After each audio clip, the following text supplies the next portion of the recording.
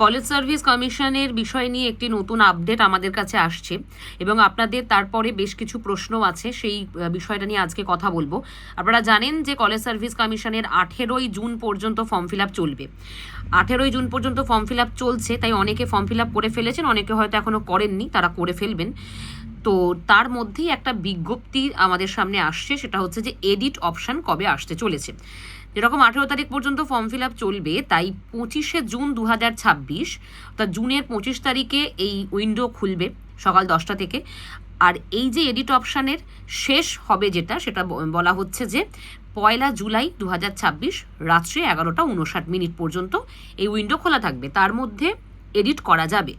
এবার ব্যাপারটা হচ্ছে এখন কি কি বিষয় নিয়ে এই এডিটের জায়গাটি থাকছে, অর্থাৎ কী কী এডিট করা যাবে, আপনারা অনেকে প্রশ্ন করছেন। বেসিক্যালি সব থেকে বেশি যে প্রশ্নটা সেটা হচ্ছে যে কাস্টের ব্যাপারটা নিয়ে, অর্থাৎ যাদের কাস্ট সার্টিফিকেট আছে তাদের এই বিষয়টা সব থেকে গুরুত্বপূর্ণ।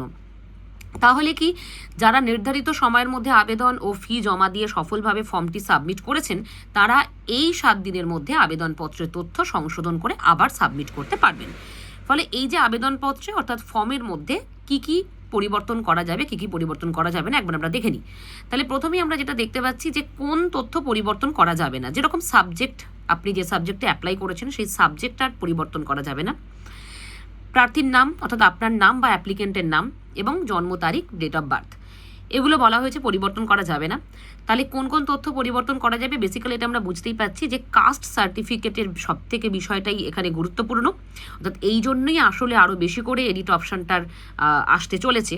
ফলে যেহেতু একটা জটিলতা তৈরি হয়ে আছে ওবিসি, এসসি, এসটি সকল বিষয় নিয়েই, তাই এটা গুরুত্বপূর্ণ এই জায়গা থেকেই। যেমন কোন তথ্য পরিবর্তন করা যাবে, যেমন আমরা দেখতে পাচ্ছি category general, OBC, SC, ST, EWS ইত্যাদি, এবং পিডাব্লিউডিও যারা যাদের যে ভাবে অ্যাবেল্ট আর কি, সেই অনুপাতে করা যাবে।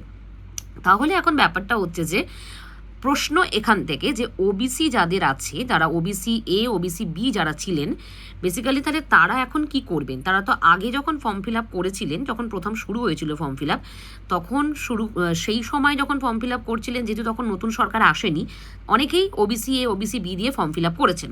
তো বেসিক্যালি সব থেকে গুরুত্বপূর্ণ জায়গা হচ্ছে তাদের।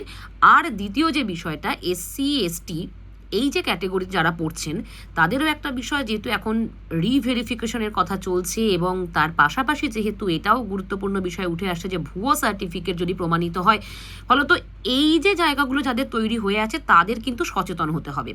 তাহলে তারা যেটা করবেন, তারা যদি এইরকম কোনো সার্টিফিকেটের সমস্যা হয়ে থাকে, এবং ওবিসি যারা 66টি সম্প্রদায়ের মধ্যে পড়ছেন না, তারা তো অবশ্যই জেনারেল, এবার তাদেরকে চলে আসতে হবে।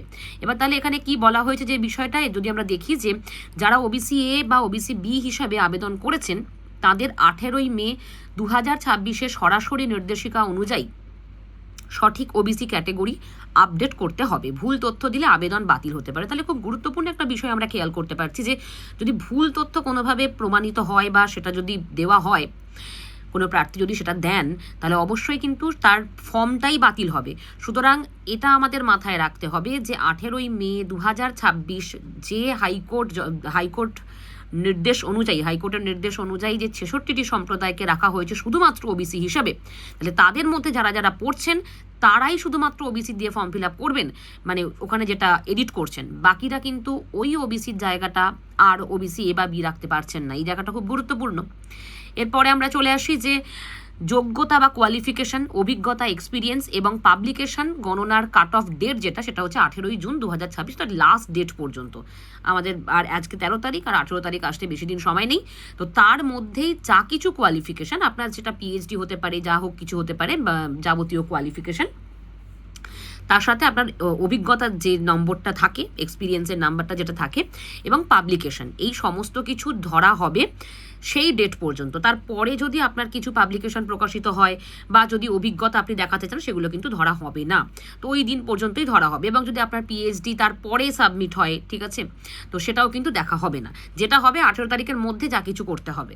এবং এখান থেকে আমরা একটা জিনিস খুব গুরুত্বপূর্ণ বিষয় উঠে আসছে, আমরা বুঝতে পারছি এটা, যে অভিজ্ঞতার নাম্বার তাহলে থাকতে চলেছে। মানে অনেকটা এরকম একটা কথা উঠছিল যে অভিজ্ঞতার নাম্বার থাকবে কি থাকবে না। সুতরাং এখানে বুঝতে পারছি অভিজ্ঞতার নাম্বার থাকবে। তাহলে কি হচ্ছে যে 18ই জুন 2026 পরে অর্জিত কোনো ডিগ্রি, কোনো অভিজ্ঞতা, কোনো প্রকাশনী কিন্তু গণ্য হবে না। এটা কিন্তু খেয়াল রাখতে হবে। ফলে এখন বিষয় হচ্ছে যে এই জায়গাটি ওবিসি যে প্রার্থীদের জন্য, এখানে ওবিসি বি হিসেবে আবেদন করেছেন যারা, তাদের কিন্তু এই জায়গাটা পুরোপুরিভাবে সংশোধন করতে হবে। তাহলে 25 তারিখ যখন এডি2 আসবে, খুলবে, যারা আগে ওবিসি বি দিয়ে ফর্ম ফিল আপ করে ফেলেছিলেন তারা খুব সতর্কভাবে যত্ন সহকারে ওই জায়গাটি পরিবর্তন করবেন। এবার যদি আপনার 66টি সম্প্রদায়ের মধ্যে আপনার নাম থেকে থাকে, আপনার সম্প্রদায়ের যে যদি তার অন্তর্ভুক্ত থাকে, তাহলে তো কোনো সমস্যা নেই, আর যদি না থাকে তাহলে এই পরিবর্তনটা আপনাকে করতে হচ্ছে।